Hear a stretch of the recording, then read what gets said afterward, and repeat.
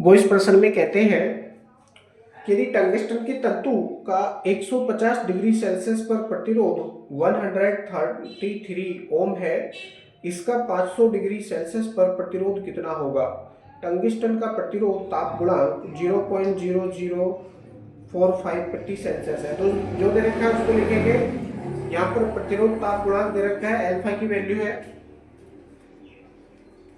Alpha equal to 0.0045 प्रति Celsius. ठीक है, ये दे रखा है टंगिस्टन का जो तत्व है उसका ताप गुणांक, प्रतिरोध ताप गुणांक अल्फा की वैल्यू 0.0045 प्रति सेल्सियस, ये लिख लिए है हमने। और आगे दे रखा है इन्होंने 150 डिग्री सेल्सियस तापमान पर प्रतिरोध 133 ओम है, इसका 500 डिग्री सेल्सियस पर प्रतिरोध कितना होगा। तो भैया 0 डिग्री सेल्सियस पर प्रतिरोध हम सबसे पहले ज्ञात कर लेंगे। तो लिखेंगे माना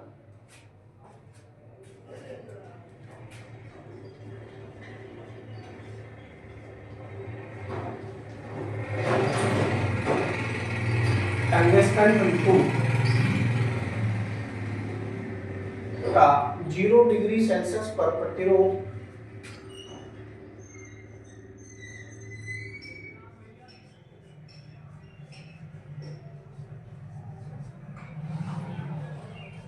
R0 तथा T डिग्री सेल्सियस पर प्रतिरोध RT है।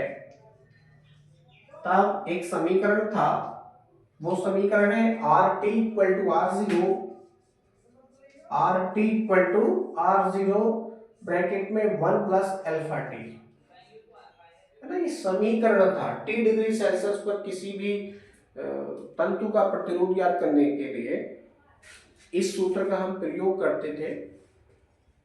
अब हम यहाँ पर RT की वैल्यू दे रखी है, R0 की वैल्यू हमारे पास में नहीं है, 1 न्यूमेरिकल वैल्यू है, अल्फा की वैल्यू दे रखी है, T की वैल्यू दे रखी है। तो यहाँ से क्या करेंगे, इस R0 की वैल्यू को फाइंड कर लेंगे। तो क्या हो जाएगा यहाँ पर R0, यानी एक और लाइन करके लिखो इसमें, चलो इसलिए कहीं चिन्ह लगाओ, नो प्रॉब्लम। इसलिए 0 डिग्री सेल्सियस पर टंगस्टन तंतु का प्रतिरोध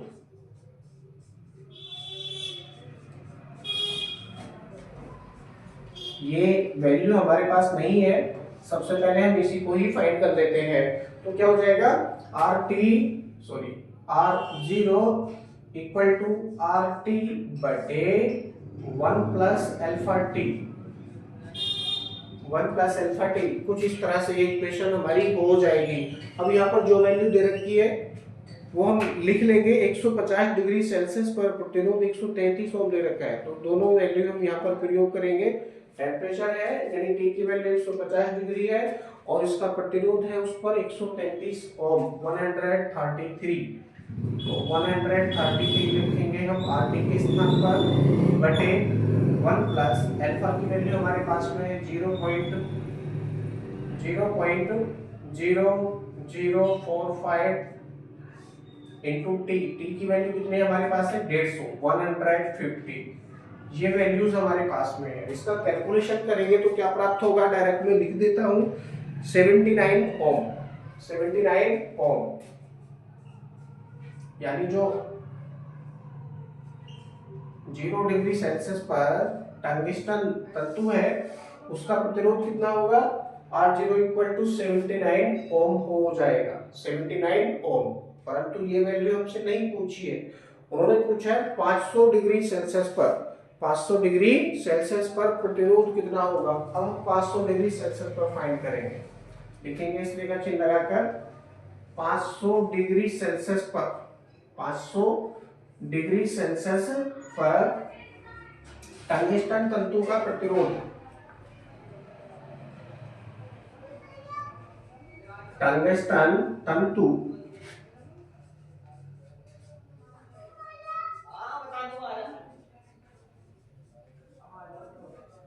का प्रतिरोध, क्या सूत्र है, इसी सूत्र का हम प्रयोग करेंगे। R T equal to R zero bracket में 1 प्लस एल्फा टी, इसी का हम प्रयोग करेंगे।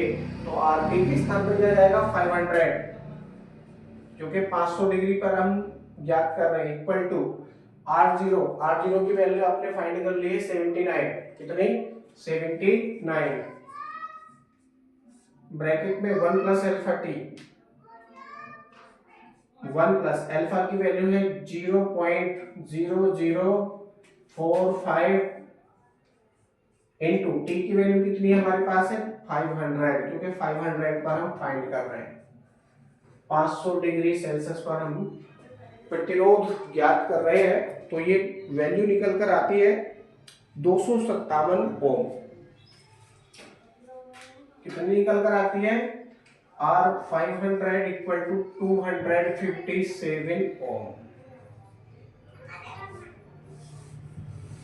यहां आने के पश्चात ये प्रश्न आपका कंप्लीट हो जाता है, यही आपका आंसर है। R 500 equal to 257 ohm. Okay, इसमें अगला प्रश्न है, वो इसमें कहते हैं कि 60 वाट का लैंप 220 वोल्ट की पावर लाइन से जलता है, जब लैंप जल रहा है तो उसका प्रतिरोध क्या होगा, ठीक है। उसमें कितनी वैद्युत धारा प्रवाहित होगी, यदि लैंप केवल 2 वोल्ट की बैटरी से जोड़ा जाए तो उसमें कितनी धारा प्रवाहित होगी, अनुमान लगाइए, अनुमान के लिए कारण भी बताइए। ठीक है जी, इतने सारे सवाल इस प्रश्न में पूछे हैं, तो जो दे रखा है उसमें लिख लेंगे।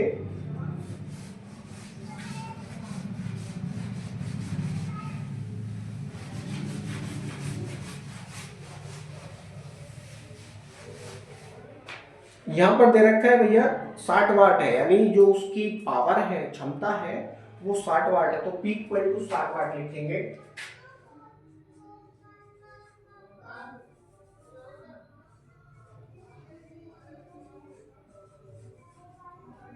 साठ वाट और दे रखा है 220 वोल्ट, तो V इक्वल टू 220,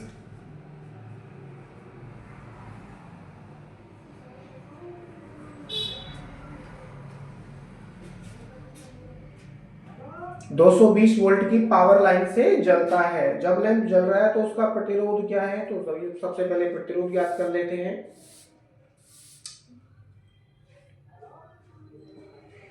लिखेंगे जब लैंप जल रहा है,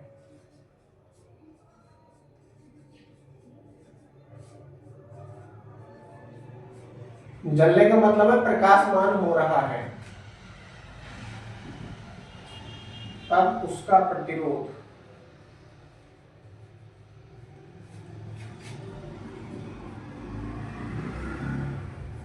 तब उसका प्रतिरोध डैश लगाएंगे। देखो भैया, प्रतिरोध ज्ञात करने का सूत्र क्या होता है, P equal to V square बटे R, P equal to V square बटे आर, ये होता है। तो R इक्वल टू क्या हो जाएगा, वी स्क्वायर अपॉन पी हो जाएगा, R equal to V square upon P. यहां लिखो R equal to V square upon P, R equal to V square upon P, या P equal to V square बटे R। इसमें हम value रखेंगे, calculation करेंगे, जो भी आएगा वो पहला आंसर।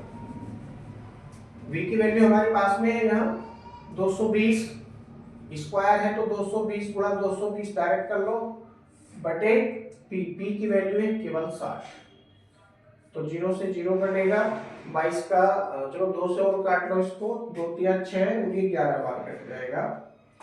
अब 11 का और 220 का गुणा करेंगे, कितना होगा, 11 11 में 121, 121 में 242, 242, ये 0 है, बटे 3, इतना ओम आ जाएगा, इतना ओम। आप इसको डिवाइड करेंगे तो 806.7 ओम हो जाएगा, या करके आप लिखेंगे तो होगा R इक्वल टू 806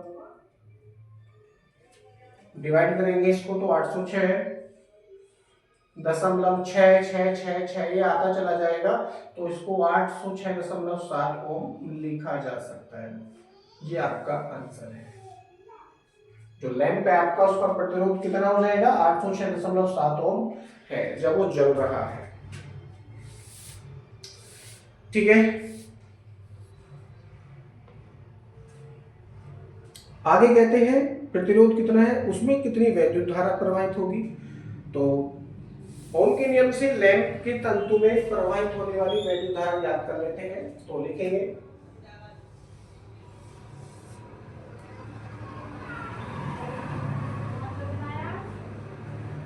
लैंप के तंतु में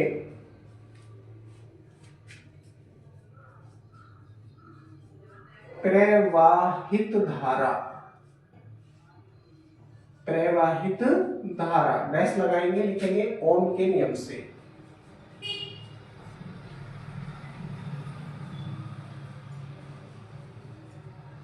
ओम के नियम से डैश लगाएंगे, लिखेंगे I इक्वल टू V बटे R, I equal to V बटे R। इसका हम प्रयोग करेंगे। तो I इक्वल टू V की वैल्यू कितनी है हमारे पास, V की वैल्यू 220 वोल्ट है, क्योंकि 220 वोल्ट पर ये पूछा जा रहा है। तो 220 बटे R की वैल्यू हमारे पास कितनी है, R की वैल्यू ये वाली रखेंगे, है ना, 2420 बटे 3, पूरा पूरा कट जाएगा। 2420 बटे का 3 कहाँ पहुंचेगा, ऊपर पहुंचेगा। अब कुछ कटेगा यहाँ से, जो कटेगा काटेंगे, जो बचेगा बचा लेंगे। तो 0 से कटेगा 0, 22 है तो इसको 11 से काट देंगे, 11 दूनी 22, इसको 11 से काटेंगे, कितनी बार कटेगा, 11 दूनी 22 और 11 दूनी 22, ये कटेगा तुम्हारा 22 बार 11 से। ठीक है, अब 2 से काटेंगे इसको, ये पूरा कट गया और ये कटेगा 11 बार। क्या बचा, ऊपर 3 बचा और नीचे बचा 11, यानी I इक्वल टू कितना हो जाएगा, 3 बटे 11, 3 बटे 11 एम्पियर, 3 बटे 11 एम्पियर। या करके आप लिख सकते हैं 0.27,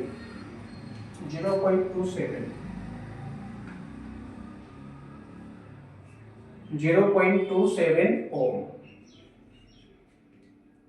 ये दोनों ही वैल्यू आपके, सॉरी, एम्पियर।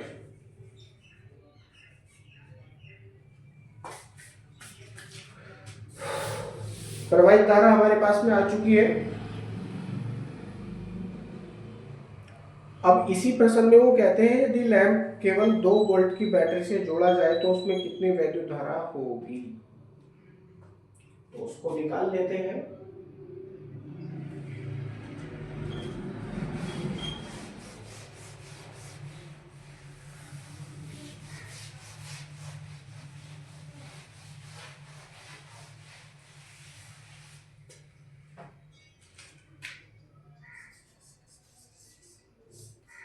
यदि यह lamp V dash equal to 2 volt, battery है, क्या है, हाँ बैटरी है, 2 वोल्ट की बैटरी से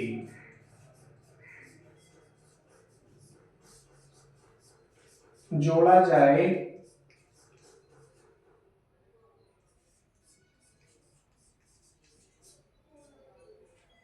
तब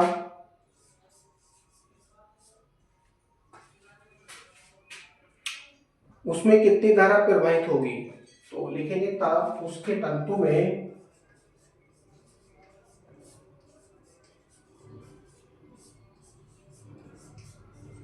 में प्रवाहित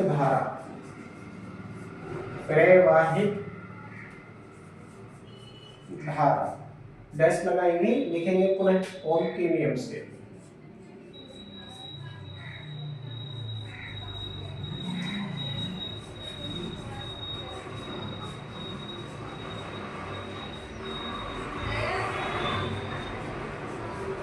पुनः ओम के नियम से। अब देखिए, एक बार धारा हम पहले ज्ञात कर चुके हैं, कौन से वोल्ट पर, 220 वोल्ट पर एक बार हम पहले ज्ञात कर चुके हैं वैद्युत धारा।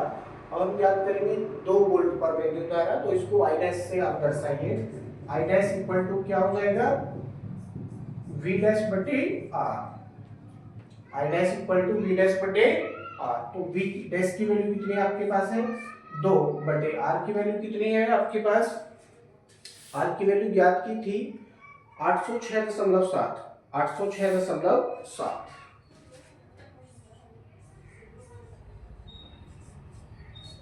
अब आप डिवाइड करेंगे तो कितना प्राप्त होगा आपको, आई डैश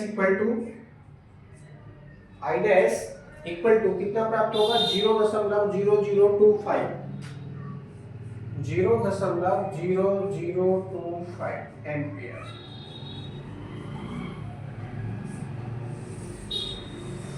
अब जब जो लैंप है आपका वो 220 वोल्ट की लाइन से जल रहा था, तब उसमें वैल्यू धारा थी 0.27 एम्पियर, यानी जो आई की वैल्यू थी वो 0.27 एम्पियर थी।